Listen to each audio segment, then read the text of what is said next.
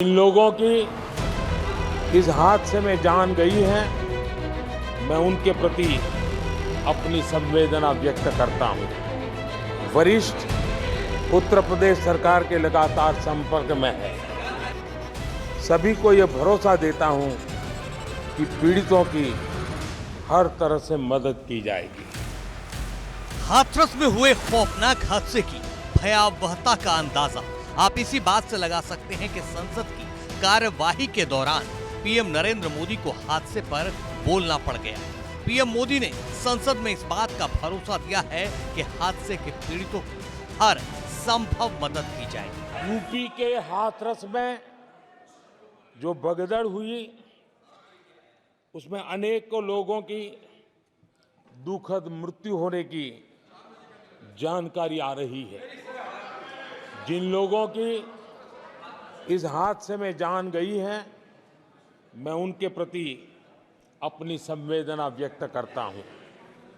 मैं सभी घायलों के जल्द से जल्द ठीक होने की कामना करता हूं। राज्य सरकार की देखरेख में प्रशासन राहत और बचाव कार्य में जुटा हुआ है।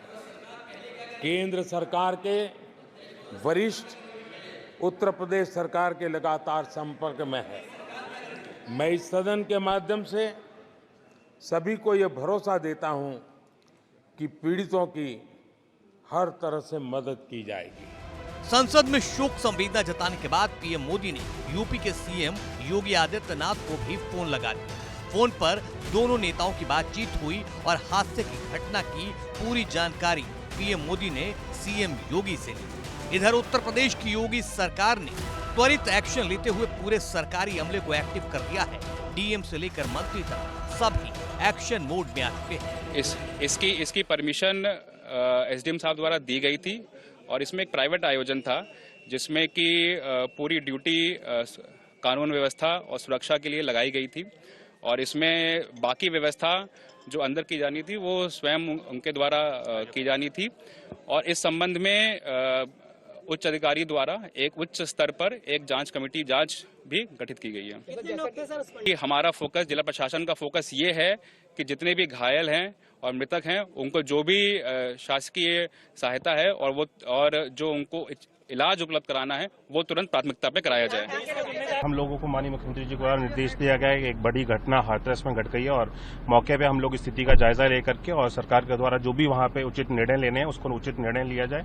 और हम लोग, क्योंकि घटना काफी लोग इसमें संख्या अभी तक बढ़ती चली जा रही है लगातार। अब सवाल यह है कि जिस बाबा के सत्संग में इतना बड़ा हादसा हो गया वो आखिर है कौन? उसके कहने पर इतनी बड़ी भीड़ इकट्ठा कैसे हो गई? नारायण साकार विश्व हरि भोले बाबा के सत्संग में हाथरस में बड़ी संख्या में लोगों की मृत्यु हुई है। बाबा नारायण साकार हरि के सत्संग को मानव मंगल मिलन सद्भावना समागम कहा जाता है।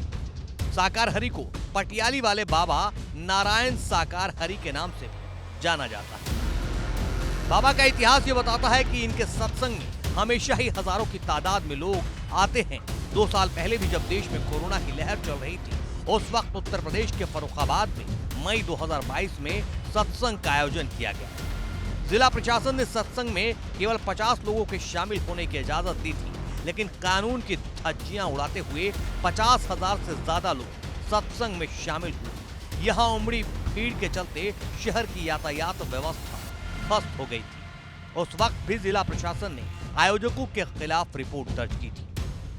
नारायण साकार हरि के नाम से प्रसिद्ध ये बाबा पश्चिमी यूपी में ज्यादा प्रचलित है। 3-पीस सूट पहनकर वो भक्तों को मोह माया से ऊपर उठकर ईश्वर की भक्ति में लीन होने का ज्ञान देता है। ऐसे में जानना जरूरी है कि कौन है नारायण साकार हरि। सफेद सूट और टाई पहनकर प्रवचन देता बाबा मूल रूप से एटा के बहादुर नगरी का रहने वाला है। खुफिया विभाग में सरकारी नौकरी करने का दावा करता है।